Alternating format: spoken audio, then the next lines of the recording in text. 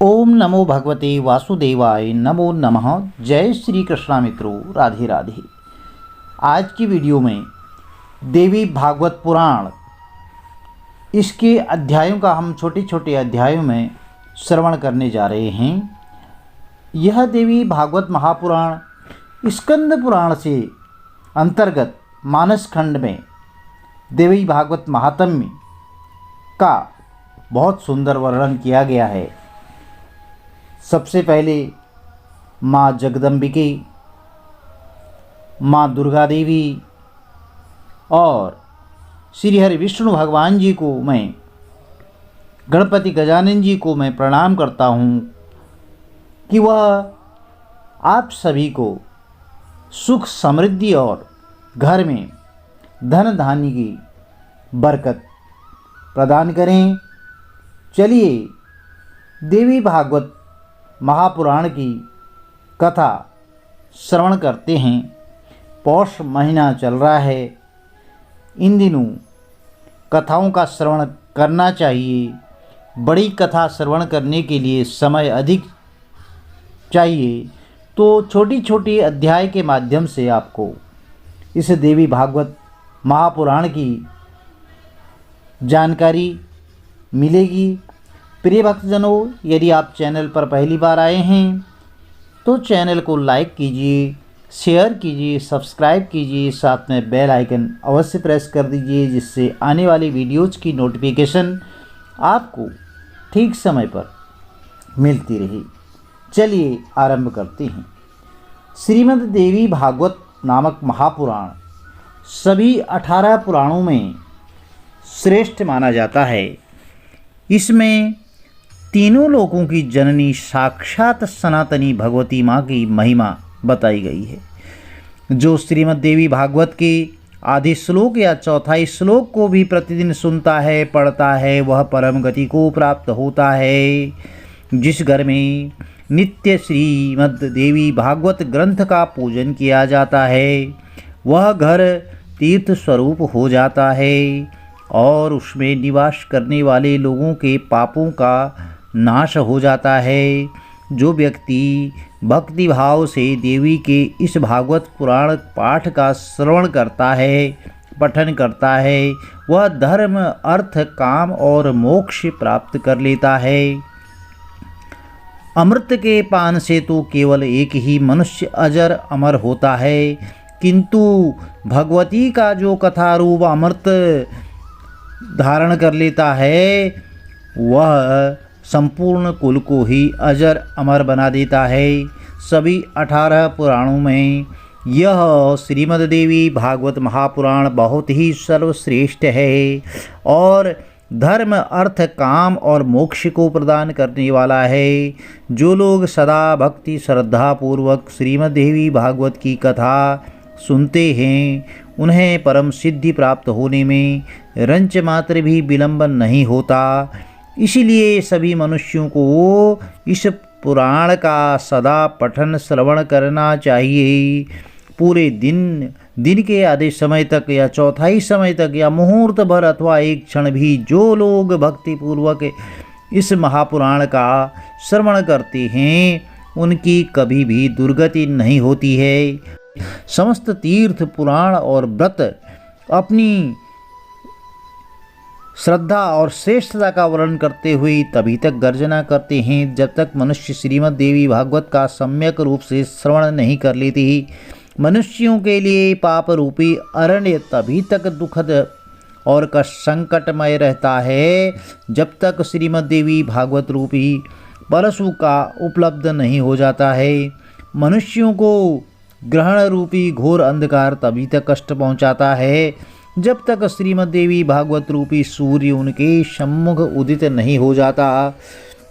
इस संसार में जो मनुष्य विशेष श्रद्धा के साथ उच्च विचारों से युक्त होकर के संपूर्ण पुराणों के सार स्वरूप, समस्त वेदों की तुलना करने वाले और नानाविध प्रमाणों से परिपूर्ण इस श्रीमद् देवी भागवत पुराण का पाठ करता है, इसका भक्तिपूर्वक श्रवण करता है और वह ऐश्वर्य और ज्ञान से संपन्न हो जाता है। तो प्रिय भक्तजनों,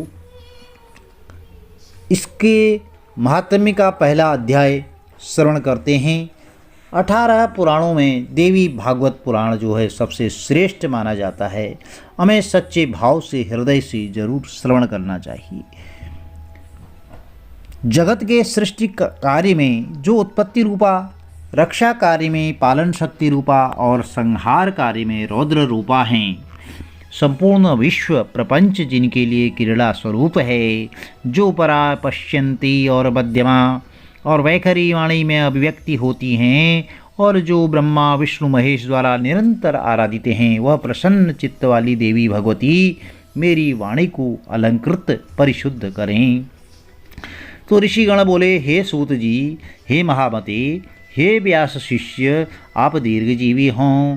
आप हम लोगों को नानाविध पुण्य प्रदायिनी और मनोहर कहानियाँ सुनाते रहते हैं। भगवान विष्णु के सर्व पाप विनाशक परम पवित्र और उन अवतारों कथाओं से संबंध अद्भुत चरित्रों को हमने भक्तिपूर्वक सुना है। इसी प्रकार हमने भगवान शिव के अलौकिक चरित्र और भस्म और रुद्राक्ष के ऐतिहासिक महात्म्य का श्रवण करके आपके मुखारविंद से किया है। तो हम लोग अब ऐसी परम पावन कथा सुनना चाहते हैं जो बिना प्रयास के ही मनुष्यों को भोग और मोक्ष प्रदान करने में पूर्ण रूप से सहायक हो। हे महाभाग, आप उस कथा का वर्णन करें जिसके द्वारा मानव कलयुग में भी सिद्धियां प्राप्त कर ले, क्योंकि हम आपसे बढ़कर किसी अन्य को नहीं जानते हैं जो हमारी शंकाओं का निवारण कर सके।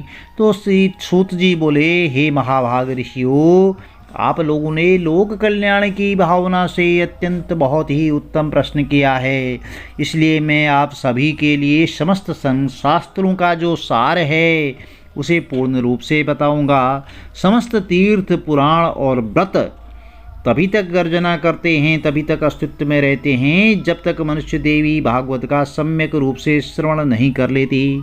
मनुष्यों के लिए पाप रूपी अरण्य तभी तक दुख प्रदान एवं संकटमय रहता है जब तक श्रीमद् देवी भागवत रूपी परशु उपलब्ध नहीं हो जाता। मनुष्यों को उपसर्ग रूपी घोर अंधकार तभी तक कष्ट पहुंचाता है जब तक श्रीमद् देवी भागवत रूपी सूर्य उनके सम्मुख उदित नहीं हो जाते। ऋषिगण बोले, हे वक्ताओं में श्रेष्ठ महाभाग सूत जी, आप हमें बताएं कि श्रीमद् देवी भागवत पुराण कैसा है, उसके श्रवण की विधि क्या है, उस पुराण को कितने दिनों में सुनना चाहिए, उसके सुनने की अवधि क्या है, पूजन विधान क्या है, प्राचीन काल में किन किन मनुष्यों ने इसे सुना और कौन कौन सी उनकी मनोकामनाएं पूर्ण हुई। तो सूत जी बोले, प्राचीन काल में पराशर ऋषि द्वारा सत्यवती के गर्भ से विष्णु के अंश स्वरूप मुनि व्यास उत्पन्न हुए, जिन्होंने वेदों का 4 विभाग करके उन्हें अपने शिष्यों को पढ़ाया। पतितों, ब्राह्मण धामों, वेदाध्ययन के अनधिकारियों, स्त्रियों एवं दूषित बुद्धि वाले मनुष्यों का धर्म का ज्ञान कैसे हो, मन में ऐसा विचार करके भगवान वादनारायण व्यास जी ने उनके धर्म ज्ञानार्थ पुराण संहिता का प्रणयन किया। उन भगवान व्यास मुनि ने 18 पुराणों और महाभारत का प्रणयन करके सर्वप्रथम मुझे ही पढ़ाया। उन पुराणों में श्रीमद् देवी भागवत पुराण भोग और मोक्ष को देने वाला है। व्यास जी ने राजा जन्मेजय को यह पुराण स्वयं सुनाया था। तो पूर्व काल में इन जन्मेजय के पिता राजा परीक्षित तक्षक नाग द्वारा काट लिए गए, इसलिए पिता की शुभ गति के लिए राजा ने तीनों लोकों की जननी देवी भगवती का विधिवत पूजन अर्चन करके 9 दिनों का व्यास जी के मुखारविंद से इस श्रीमद् देवी भागवत पुराण का श्रवण किया। इस नवाह यज्ञ के संपूर्ण हो जाने पर राजा परीक्षित ने उसी समय दिव्य रूप धारण करके देवी का सालोक्य प्राप्त किया। राजा जन्मेजय अपने पिता की दिव्य गति को देख करके महर्षि वेदव्यास की विधिवत पूजा अर्चना करके परम प्रसन्न हुए। सभी 18 पुराणों में यह श्रीमद् देवी भागवत पुराण सर्वश्रेष्ठ है। धर्म, अर्थ, काम और मोक्ष को प्रदान करने वाला है। जो लोग सदा भक्ति श्रद्धा पूर्वक श्रीमद् देवी भागवत की कथा सुनते हैं, उन्हें सिद्धि प्राप्त होने में बिल्कुल भी विलंब नहीं होता है। उन्हें सिद्धियाँ स्वतः ही प्राप्त हो जाती हैं। इसलिए मनुष्यों को इस पुराण का सदा पठन पाठन करना चाहिए। पूरे दिन दिन के आधे समय तक या चौथाई समय तक मुहूर्त भर अथवा क्षण भी जो लोग जो है भक्तिपूर्वक इसका श्रवण करते हैं उनकी कभी दुर्गति नहीं होती। मनुष्य सभी यज्ञों, तीर्थों, दान आदि सभी कर्मों का जो फल प्राप्त करता है उसे वही फल केवल एक बार श्रीमद् देवी भागवत पुराण के श्रवण से प्राप्त हो जाता है। तो यह जो देवी भागवत पुराण है इसका बहुत ही बड़ा महत्व होता है। सतयुग आदि युगों में तो अनेक प्रकार के धर्मों का विधान था, किंतु कलयुग में पुराण श्रवण के अतिरिक्त मनुष्यों के लिए अन्य कोई सरल धर्म विहित नहीं है। कलयुग में धर्म और सदाचार से रहित अल्प आयु वाले मनुष्यों के लिए कल्याण के लिए महर्षि वेदव्यास ने अमृत समय श्रीमद् देवी भागवत पुराण की रचना की। अमृत के पान से तो केवल एक ही मनुष्य अजर अमर होता है, किंतु भगवती का कथारूप अमृत संपूर्ण कुल को ही अजर अमर बना देता है। श्रीमद् देवी भागवत के कथा श्रवण में महीनों और दिनों का कोई भी नियम नहीं है, इसलिए मनुष्य द्वारा इसका सदा ही पठन और श्रवण किया जाना चाहिए। इसमें कोई समय सीमा का बाध्य नहीं है।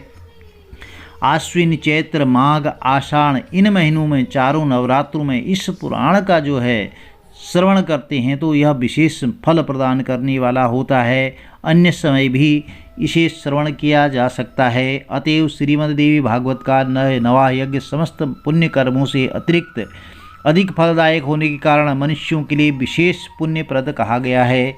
जो कलुषित हृदय वाले, वापी, मूर्ख, मित्रद्रोही, वेदों की निंदा करने वाले, हिंसा में रत और नास्तिक मार्ग का अनुसरण करने वाले मनुष्य हैं, वे भी कलयुग में इस यज्ञ के अनुष्ठान से पवित्र हो जाते हैं। इस पुराण को सुनने से उनका हृदय भी पवित्र हो जाता है। जो मनुष्य दूसरों के धन और पराई स्त्रियों के लिए लालायित रहते हैं, पाप के बोझ से दबे हुए हैं और गौ ब्राह्मण देवताओं की भक्ति से रहित हैं, वे भी इस नवाह यज्ञ से शुद्ध हो जाते हैं। जो फल कठिन तपस्याओं, व्रतों, तीर्थ सेवन, अनेक विध दान, नियम, यज्ञ, हवन, जप आदि करने से प्राप्त नहीं होता है, वह फल मनुष्यों को श्रीमद् देवी भागवत पुराण के नवा यज्ञ से प्राप्त हो जाता है। हे पितरो, गंगा, गया, काशी, नैमिषारण्य, मथुरा, पुष्कर और बद्रिकारण्य भी मनुष्यों को उतना शीघ्र पवित्र नहीं कर पाते हैं जितना कि श्रीमद् देवी भागवत पुराण यह नवा यज्ञ लोगों को पवित्र कर देता है। इसलिए श्रीमद् देवी भागवत पुराण सभी पुराणों में श्रेष्ठतम है। इसे धर्म, अर्थ, काम और मोक्ष की प्राप्ति का उत्तम साधन माना गया है।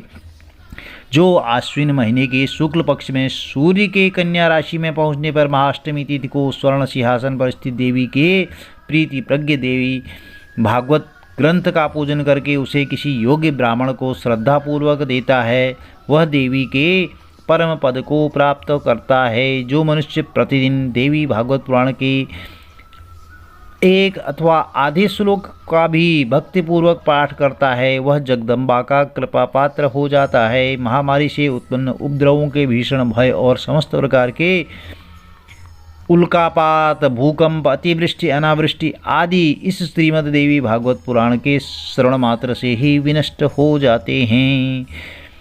बाल ग्रहों